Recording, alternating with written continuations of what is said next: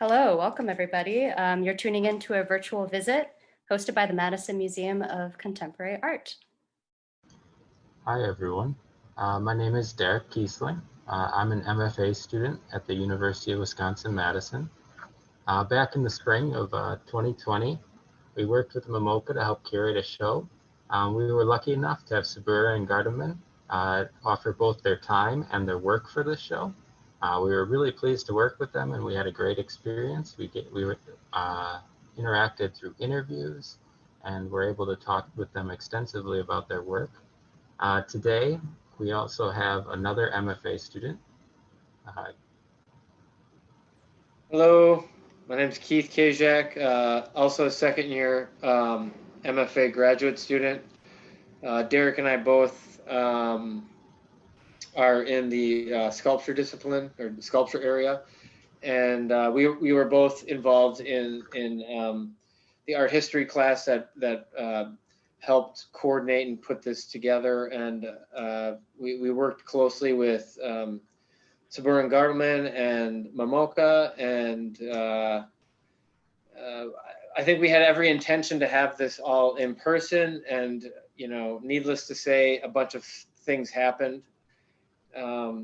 And so here we are. We're happy to be here, and we're happy to be part of this conversation with both of these artists. And thank you to MMoCA for putting this together.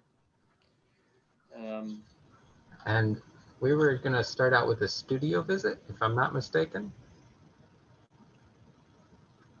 Yes, hello, that is correct. I am Jonas Sebura. Thank you so much for having us. And I'm Alex Gartelmann. And before we start this the studio visit and this kind of conversation that we're looking forward to, we just wanted to make a quick statement that we have prepared. So I just would like to read that really quickly. We're incredibly grateful for the opportunity to have a conversation this evening with the support of MMoCA and the students and faculty from the University of Wisconsin, who have been incredibly generous, supportive, and flexible in making this exhibition come together. Before we begin the talk, we would like to take a moment and acknowledge the lack of justice that was rolled out this week in Louisville, Kentucky, with a grand jury decision in the murder of Breonna Taylor. In reflecting on the events of this week, we would like to directly quote the Kentucky Attorney General, Daniel Cameron. In his statement following the grand jury announcement, Cameron said, quote, "Justice is not often easy and does not fit the mold of public opinion, and it does not conform to shifting standards," end quote. Justice should not be this difficult. If the policies in place are an obstruction to justice, the policies need to change. If the systems in place uphold these policies, the systems need to change. We should and do demand this. Our power to implement change for a just and equitable society lies within our collective power at the ballot box.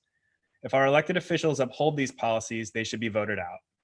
In reflecting on this quote from an elected public official whose duty it is to uphold the law and protect the citizens with which they serve, we encourage everyone to register to vote and to support the people who are working to create and implement policy that is just and equitable to all people.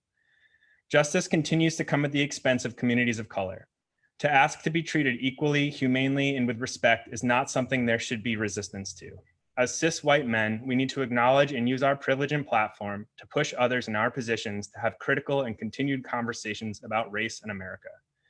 Racism in this country is a disease, and it is only an uncomfortable conversation if we continue to uphold policy, values, and ideas that reinforce white supremacy. We encourage everyone to have these necessary conversations with the people around them, especially in white communities. The time for hand-wringing and debate is long past. We urge individuals to find out about organizations in their communities that are doing the work to uplift the voices and build support of communities of color. Reach out, have a conversation, ask what they need, what effective allyship looks like for them. Their voice is in the front. Unequivocally, Black Lives Matter.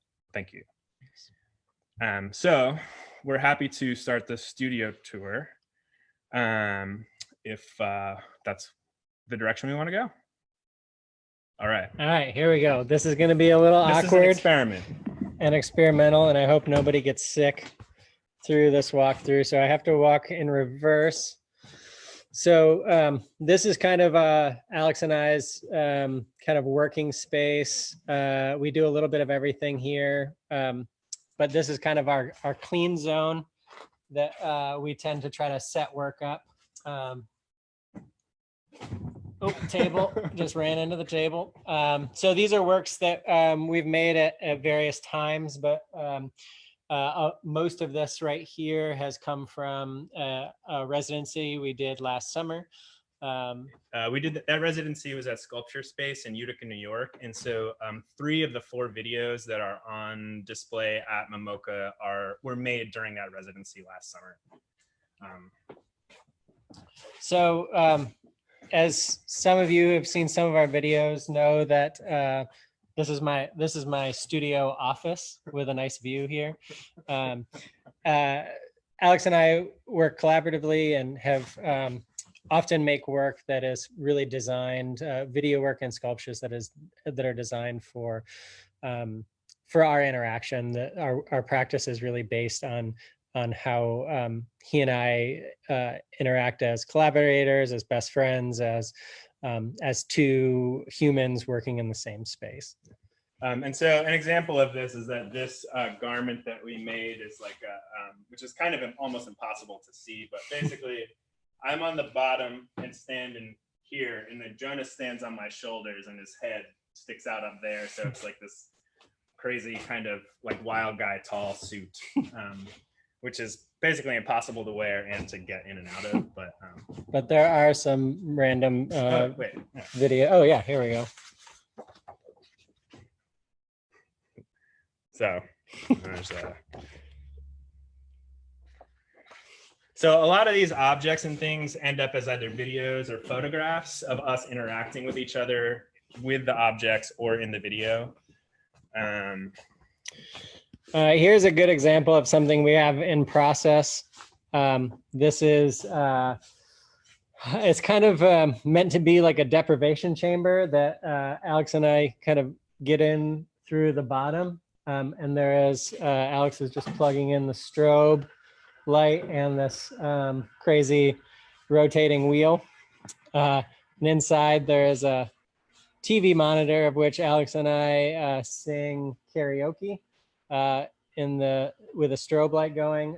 And I think we're really thinking about kind of the difficulty of things and how stress plays a role in how we interact as humans, and kind of trying to invoke a really stressful environment to get us to kind of bring on a sense of failure or kind of lure us into a sense of failure. Yeah. And the other thing is that the entire inside of that box is mirrored. So it's like all that flashing color is amplified in a really traumatic way. It's pretty awful to be inside. Yeah. We also have a lot of other experiments happening. This is a great example of, this is another hard one to see. Another experiment that we've been working on that is a huge contraption that takes up a fair amount of room. And this one we just decided today that might never see the light of day. It's just maybe a chalk up to a failure, which is a pretty big part of our practice, whether sometimes it's really designed in and sometimes it's just happenstance. Yeah. So. And more recently, as our work has shifted from these kind of large scale sculptural installations into more kind of performance for video, we've been thinking a lot about the practice of physically making a film in terms of shot construction and how a camera moves, and that those types of camera movements are really specific in relationship to how a narrative is driven. And so as we think about the kind of physical interactions that we are choreographing for our performances, we're now starting to think more about what the physical infrastructure that allows certain types of film shots to exist can kind of tie into what that physical interaction that we're doing is. So there's this kind of sculptural aspect that is built into the performance as well. And I think a big part of our goal in the most recent, in the last, since we've started working together, our videos have consisted of kind of a single shot, us framing, being in the center of the frame, us kind of executing a particular action, movement, and then whatever unfolds from there. But you don't often see the kind of the residue left behind or the object that caused the action to happen. And I think we're really starting to think about how to design more dynamic shots and more dynamic framing, but also most importantly, I think for us, is that the sculptural parts of the work come back into it. So the deprivation chamber as a sculpture that it kind of ends up in the gallery or in a space for the viewers to interact with, and then that the video may interact with that specific space. So the viewing area for the viewer is the sculpture, but the video is within that sculpture. So moving on, this is kind of a little bit more boring. This is more of our just workspace, kind of wood shop area, table saw, material storage. Sorry for the big turnaround. And then It's our metal studio. fabrication, metal studio here. And then we also share the studio with an amazing artist named Emily Duke, who I won't take you in there because she might not be into it. So that's kind of a roundabout, very fast tour of kind of our studio and a look into our practice. I'm just going to take one moment and turn off the strobe slash. Oh yeah.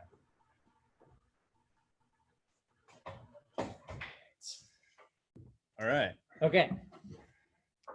So that is this is the largest studio we have ever had by far. And I should also add that this month is actually the official 10th anniversary of Jonas and I working together. So we've been making art together for 10 years. We met in graduate school in Chicago in 2010. Jonas was actually the first person I met on my very first day of school. Very, movie-esque. The rest is history. The rest is history. But one thing that's really kind of special about this place is that we lived in Chicago together for 2 years, and then Jonas moved away to Kansas City and then lived in a variety of other places. So for the majority of our collaborative practice, we've actually lived pretty far away from each other. And so this is the first time in about 7 years that we've actually been in the same place together, finally making work in a shared studio space again. So it's very exciting. It's very exciting. We're hoping, I feel like things have already shifted in our practice quite a bit and just being back in the same space. And so it's just we're hoping it just kind of builds from there. Yeah. Very, very cool. Well, I love the space, the work you got going on in there. I wish I had access to that right now. I think there's a lot of things you talked about, and I was like thinking about the conversations we had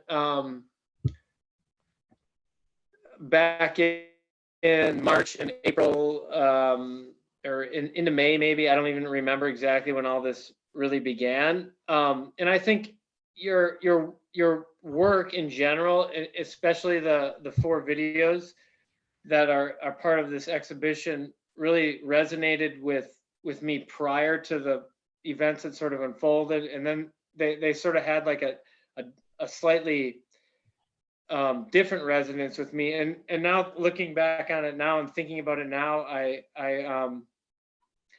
think one of the first questions I had was like, how are you guys both dealing with the things that are happening, the things that have happened in the past 6 months? In some ways, you've kind of answered that with what you just said about how you spent a majority of your collaborative experience working separate from each other. So maybe you kind of have a leg up on the rest of us. But I maybe you could elaborate a little bit on that.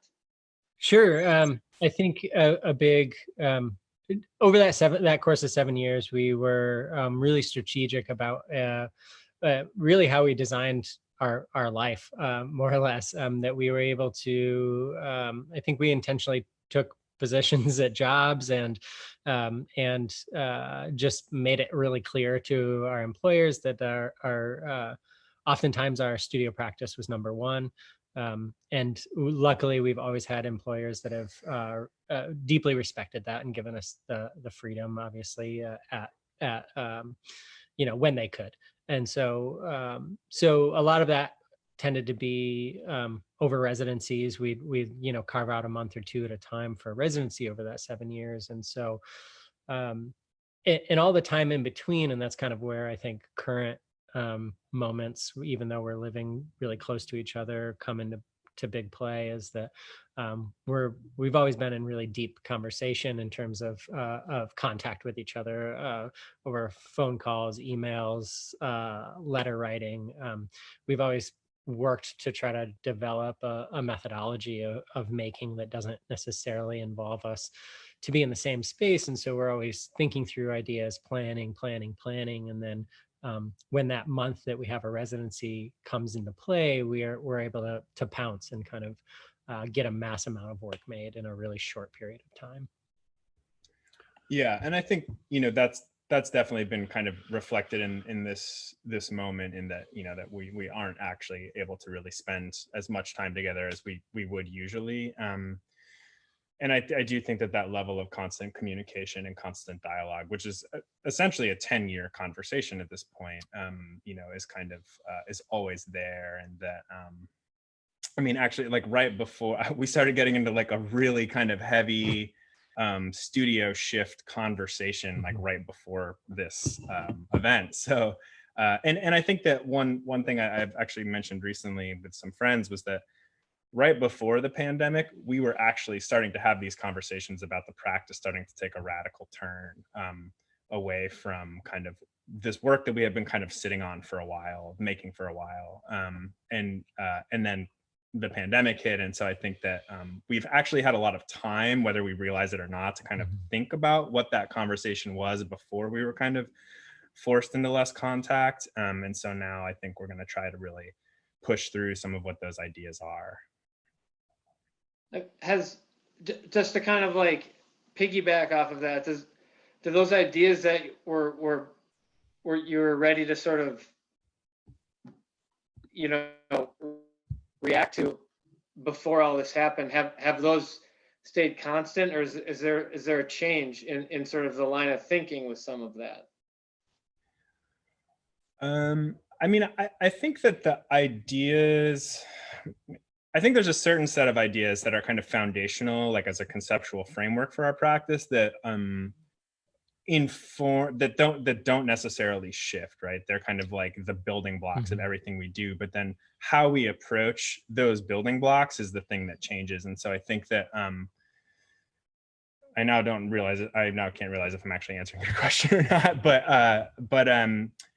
yeah, I think that the shift in idea, what happens with us is that we get onto something and then we really work through it, and it's kind of like through many iterations, and also I think because failure is really a really important part of our studio practice in terms of like actually learning, right? Learning about each other, learning about how we work, learning about process, learning about material, that you go through all that failure and then you kind of hit this moment where you have maybe not a mastery, but like a hyper fluency with a certain type of thinking or making. And so when you hit that moment, at least for us, we realize we've kind of plateaued, right? And we actually need to take a totally different direction so that we don't kind of end up in this state of kind of complacent making.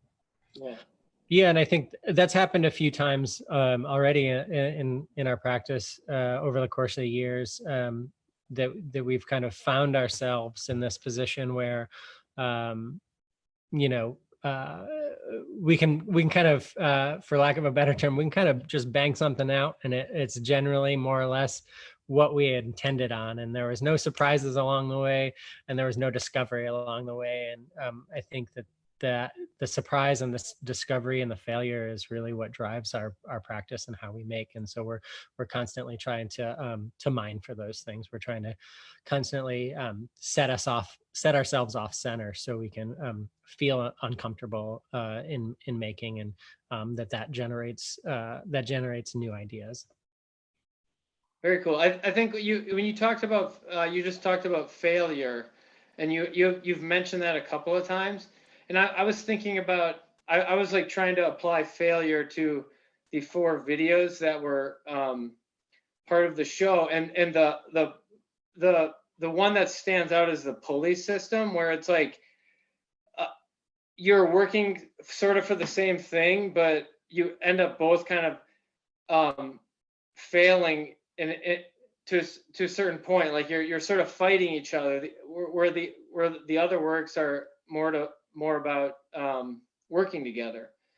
And so I know like, I think when you refer to failure, you think about, maybe you're referring to it in a different sense, but when you said the word failure, I think that sort of stood out to me in regards to the 4 works that were on view. Yeah, I think with that pulley video, we were thinking a lot about kind of like, what does it mean to do a fruitless task together?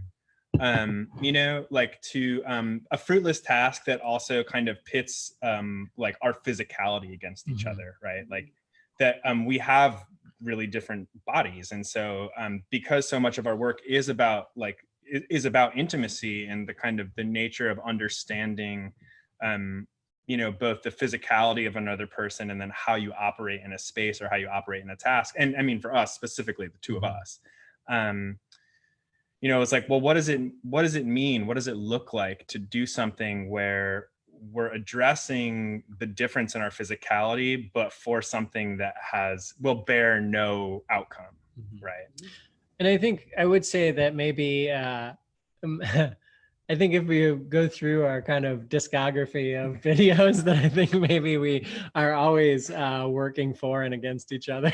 That's true. I think they're all designed that we're like both equally helping each other and equally trying to get the other one off. Yeah. So it just varies who pays the piper. That's true. Well, I mean, I think that for me, that's what's really relatable about your work in general. I think I connect with that sort of, there's this level of trust and teamwork. And I think that's another thing that has like a really important relevance when I view your work. When I looked at your videos just before we got together for this live broadcast, trust is essential and really important. And for me personally, I'm having a hard time trusting a lot of things. And so that is a special connection that I've been able to identify with how you guys work together. And then when you like start to introduce these like physical elements, where people can be injured or hurt in some way, I think that there's a certain sense of care and empathy that goes into that interaction that you guys have. Is there something you want to kind of mention or like sure reflect on that? Yeah, so I think that, you know, this work initially, when we started making it many years ago at this point, we started thinking a lot about, you know, what are the shared experiences that we have had, what that are our common backgrounds, that maybe even though we didn't know each other, that there were these similar realms that we had kind of operated in. And so, you know, looking at our adolescence, like through our adult life until we met each other. And so that was things like, you know, being parts of subcultures like skateboarding and punk rock, and then also, you know, working in the trades later in life, and then kind of having this moment of recognizing that all of those spaces are these hyper masculine spaces, right? And that there are these moments within those hyper masculine spaces that are actually incredibly tender and filled with care, and that there's this deep intimacy, there's a family-like bond, there's sometimes more than a family-like bond that's developed in those spaces,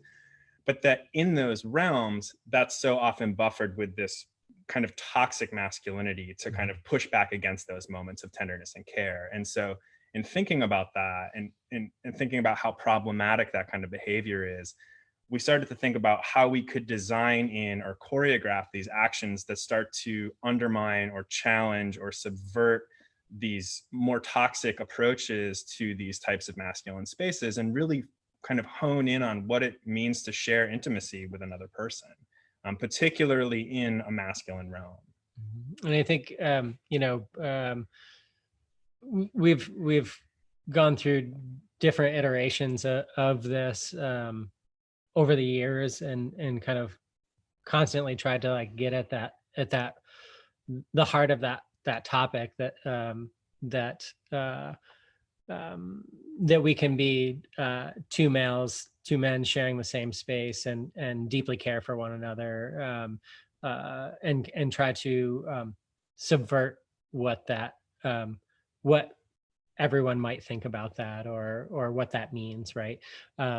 Regardless of the situation. And so, examples, I think a good example of that was in the show was the gum chewing video of this moment of this act that you might do with your best friend when you're a kid, when you're a really small kid, or this like joke of like, oh, here, take my gum, it's gross, or like, oh, we're best friends, we can share gum. And then like try to flip the script a little bit on that moves into this like absurdity of taking that like really tender moment to an extreme. That's like, yep, we're gonna just keep doing this. This is who we are. This is our this is how we show our care for one another, that we're going to continue to share this piece of gum. Yeah, and I also think that with those kinds of gestures, right, like as we were making that video, we were thinking a lot about like, what is that moment in our kind of cultural discourse where an action like that shifts from being like, we perceive it culturally as shifting from being like an innocent thing shared between two friends to something that is maybe taboo or outside of the norm, and why? Like, does it actually matter that we're sharing a gumball? Right. No, it's a cultural belief that we've developed, through a social lens, and does it actually make sense, or is it just, like, I mean, I think in this moment of a global pandemic, it has a very different meaning, but in a bigger sense of kind of thinking about like, why does that become not normal, right? Or why does that become like, it feels like something that you shouldn't do? And to really kind of push back against that, to push back against those kind of cultural forces that dictate to us what masculinity should look like, or what femininity should look like, or what, any of these kind of, again, like culturally constructed ideas about identity and personhood should or should not be. Yeah, I mean, well, thank you for that. I think that like the innocence of your work really stands out to me. When I see your body of work too, I sort of think about I automatically kind of go back to what it was like to be a kid and having these sorts of interactions and having these sorts of bonds, and being close in a way that seemed normal. And as you sort of grow and age, they become a little bit more, I don't know, I don't know if I'd say taboo, but I mean, they just aren't the norm. And so it's really refreshing and exciting to sort of see two men having these close interactions in a way that feel authentic and genuine and real and relatable. And so, I mean, I connect. I definitely connect on that level. Let's see here. We've got a question from the audience. Rachel's asking, out of all the art people, who are your favorites, and where did you find inspiration?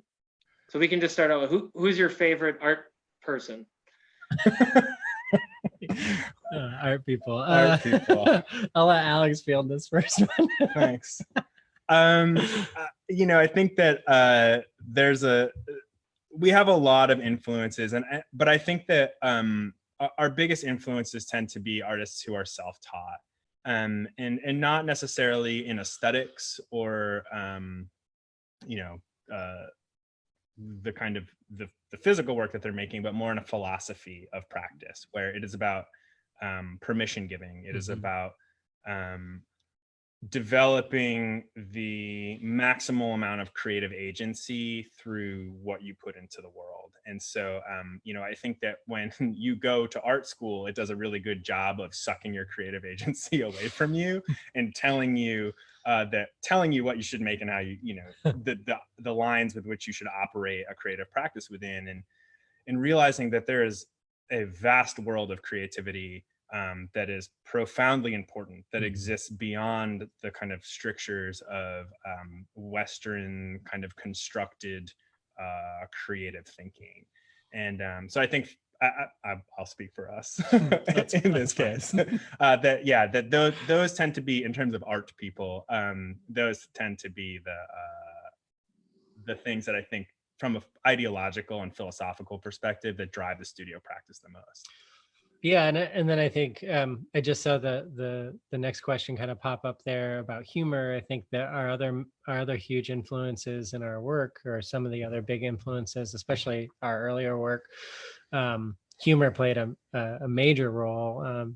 People like Buster Keaton and the Three Stooges and the expert art of Wile E. Coyote have always played a huge role in our practice. And I Love Lucy is just a gold mine of material for two people interacting in the world. And so yeah, humor is a huge part of what we do, and those are always our big influences that we kind of dig deep into. You talked about your interest in artists that are self-taught. What's the relationship with that and your and working with the John Michael Kohler Art Center and those sorts of things? I mean, because I think there's like a lot of crossover there with self-taught artists, and how do you find those interactions? Do they inform your current work, or so I think Alex and I both work for the John Michael Kohler Art Center, and for those of you who don't know, we have a really extensive collection of self-taught art environments and home collections, and so I think that and Alex and I were really kind of took a deep delve into that while we were in grad school. We were really lucky to work with multiple amazing artists, but two being Lisa Stone and Jim Zanzi, who are just incredible wealths of knowledge that really opened up this world especially for me, of self-taught artists. And so having the opportunity to work at the John Michael Kohler has been so exciting to be able to really get an intimate look at the processes and methods, and kind of get a deeper understanding for what those artists did and are doing, and how they're making, and what their that energy, to be able to tap into that energy of how those artists are making and we're making, has just been, it's a constant source of inspiration. So I feel really lucky, and I think we both feel really lucky to be able to sometimes at times physically handle those works and feel that energy, and to be able to kind of realize the care and passion and perfection that those objects hold. Yeah, I have nothing to add to that. How did that relationship start? Did you start with a residency there, or I mean, what was the so we relationship there? In 2014, right? 2014, we were asked to be a part of an exhibition at the art center, which was a dream come true, and so that was kind of our first introduction there. And so we were able to kind of come up and install an artwork and kind of be a part of the institution in that way. And then we were lucky enough to be asked back in 2016 as residents in their arts industry program. And so we spent 3 months in the foundry at the Kohler factory and as a part of the arts industry residency program. Yeah.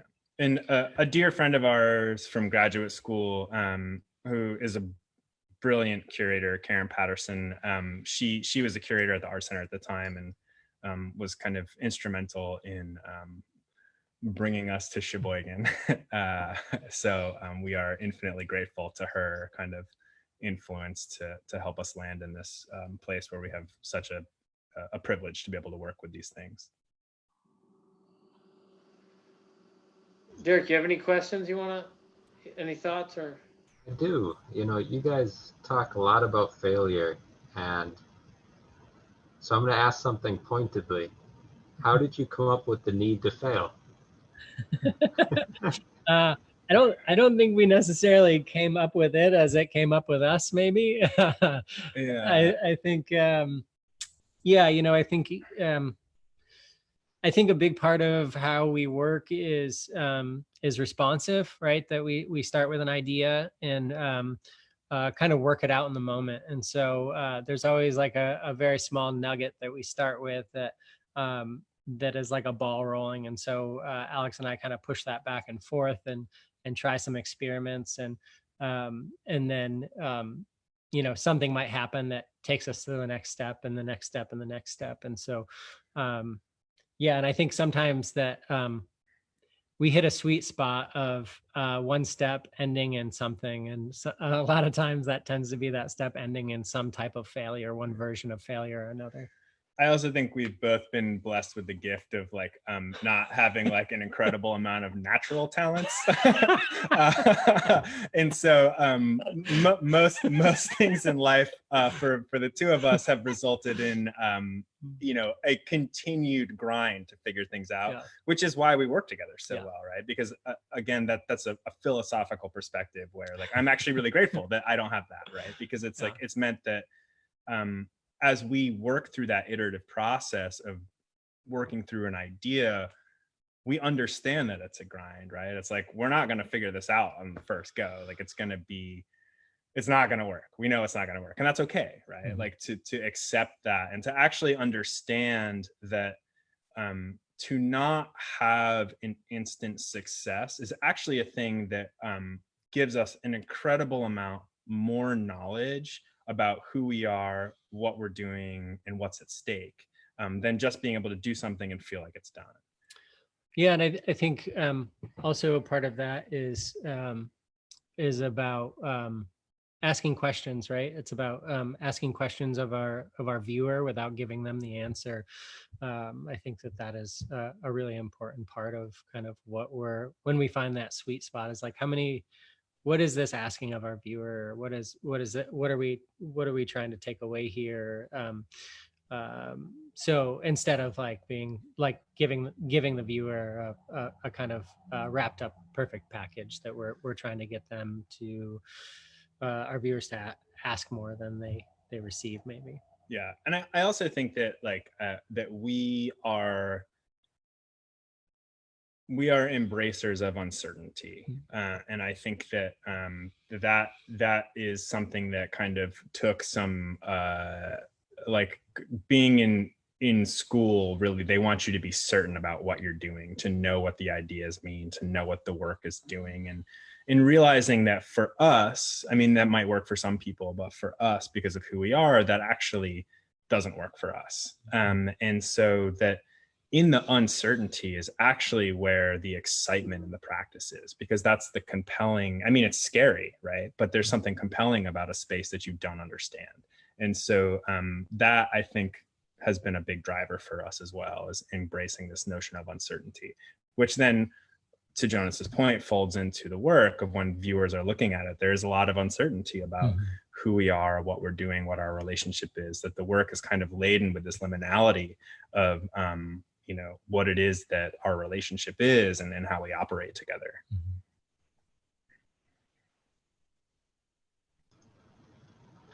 I think that's a difficult thing to embrace, Yeah, I mean, I should also say, like, it certainly comes with frustration. It's not like, everything's great, everything's uncertain, you know. Yeah, I mean, definitely sometimes it just reveals itself as a total shit show. So it's definitely it's not without work.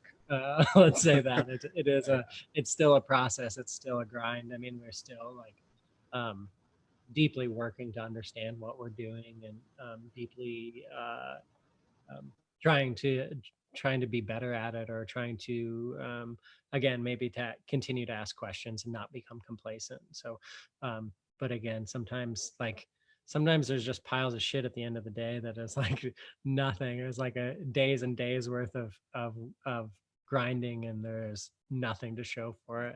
And that's as frustrating as that is, sometimes that's just okay. Yeah, like that stupid sculpture behind us is like a week of grueling, just like mind-numbing work to kind of realize, like, it's not really the thing, you know. And to be okay with that, right? To know that actually that's going to lead us to something else, right? And that's a part of the process, and that's a part of the practice, is that you can't always make good work, and it's actually really important to make the bad work, because the bad work sets a benchmark for going forward, right? So how do you know then when you've hit, let's say, a nugget of good work? How do you? I think when we feel uncomfortable. Yeah. Okay. I think when it's something that actually, like, we're like, ooh, this is really challenging us. Like we both feel that, right? Like it's that's when we know that it's something that is striking kind of closer to where we need to be. That actually brings me to another question about your personal practices. You embrace failure together, but on your own, do you embrace it as much? Yeah, that's a good question. I think for myself, I am constantly trying to take the ethos that we have as collaborators and pack it into my personal practice, which almost always fails in not a good way. Yeah, to complicate the conversation further, and failure, it's a lot trickier. I think that in our collaboration, we are really lucky to be really permissive with each other, and permissive in the practice. And so like I mentioned before, that there's a lot of batting of ideas around, and it starts with a small nugget, and then builds and builds, and it builds until we both find something that we're maybe equally as uncomfortable with, and that might be the sweet spot. But on the personal part of my practice, it's like I'll do anything I can. I'll talk myself out of making stuff all day long, because I just like, no, that's just not right. I just can't do it. And that's the complete opposite in what we do in our practice. So and I think that goes back to one of Derek's earlier points about trust, is that we have this really amazing trust that I feel so lucky to have with each other, where there's no bad ideas, right? It's like, I could have what in my mind, if I was going to do it on my own studio, I'd be like, that is a horrible idea. Don't even think that. And I can bring it to Jonas, and he'll be like, maybe not that, but like there's a kernel in there, right? Like you're bringing it up because there's a reason, right? Yeah. Like, and that, we're able to, I think that just having another person, is a way to kind of mediate some of those things that you would stop yourself in the studio from doing, because you're only accountable to yourself in the studio, so it's far easier to like convince yourself not to do something for any given number of reasons. And so having that trust in another person, because that there's not a bad idea, it's just a working through of the idea, is a really important thing for us. Well, so just to kind of go off of that, would you say that you sometimes know each other better than yourselves? And I mean, that's a great I mean, because I talk myself out of ideas all the time, and then I put them on the shelf, and then they sometimes pop back up, years down the road. And I've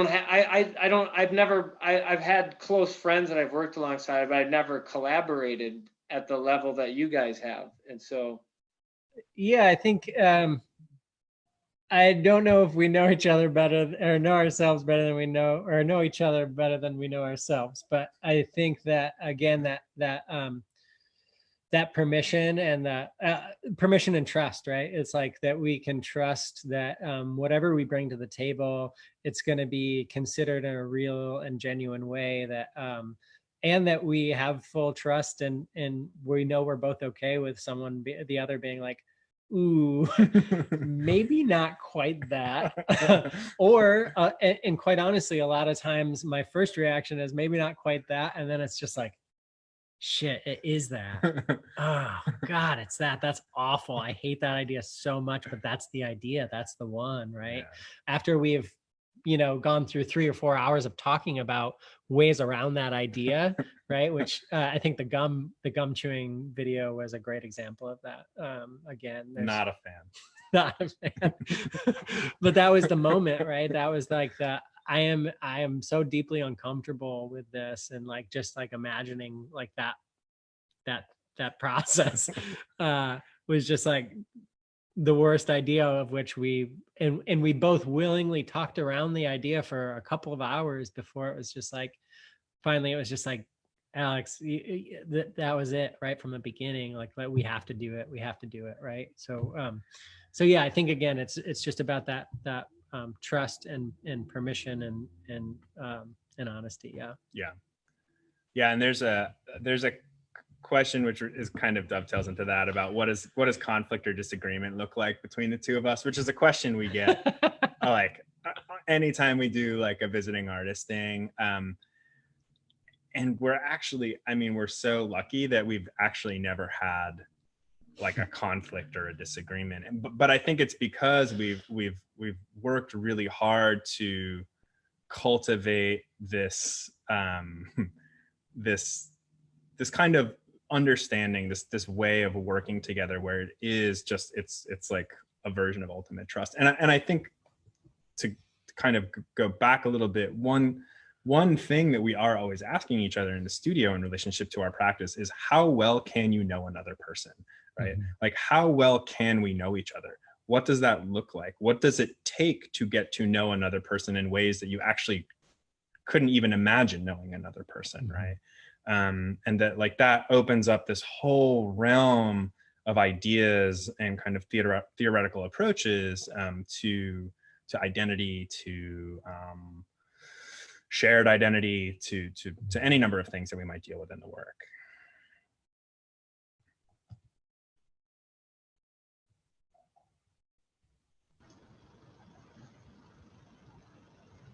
I think we also, just to jump back in, I think we also have the freedom to like step away for 5 minutes or step away.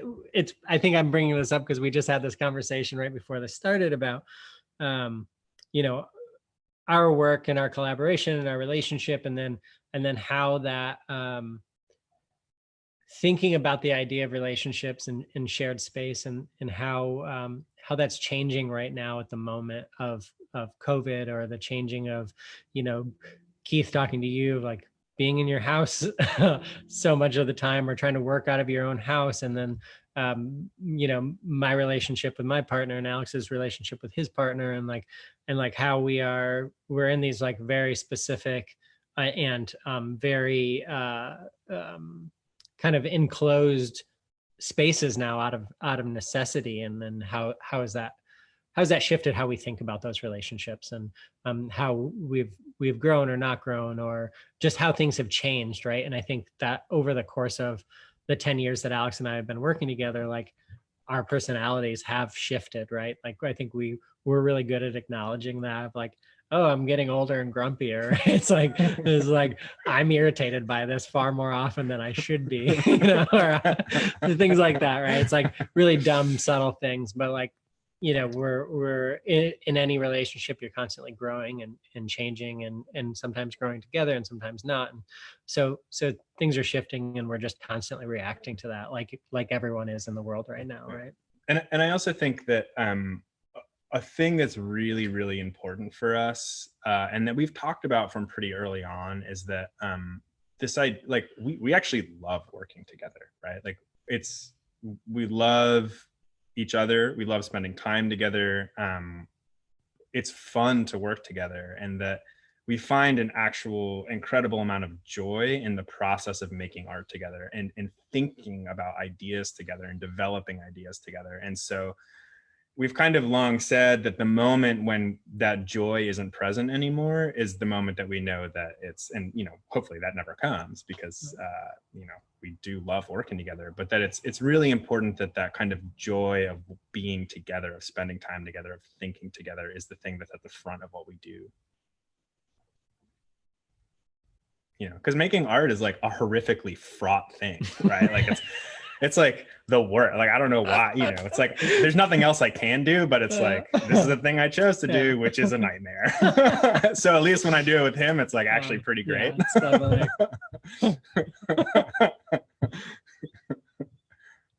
Nailed it. Thanks, guy. Well, that's a positive note to end on, and I do like it. Amazing.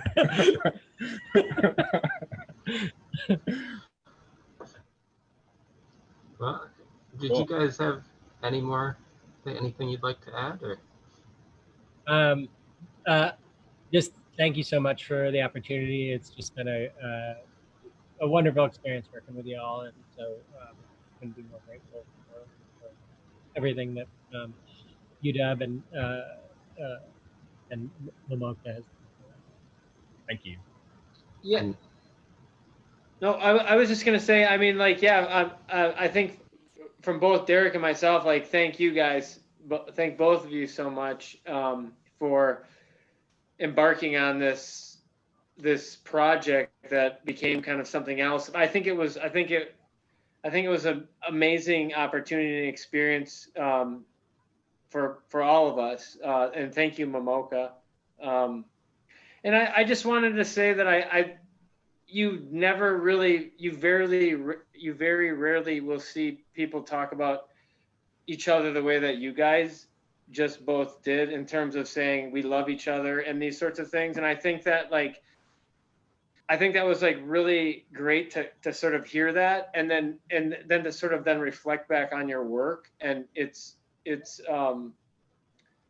really great. So thank both of you very much for participating in this and showing your work and being here tonight and talking with all of us. Yeah, thank you. Thank you, guys. Yeah.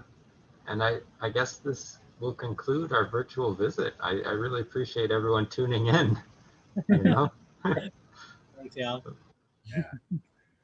Bye, guys. See you guys later. Yeah. Thank you for Thank you. joining. Have a good night. Bye, Bye. everybody.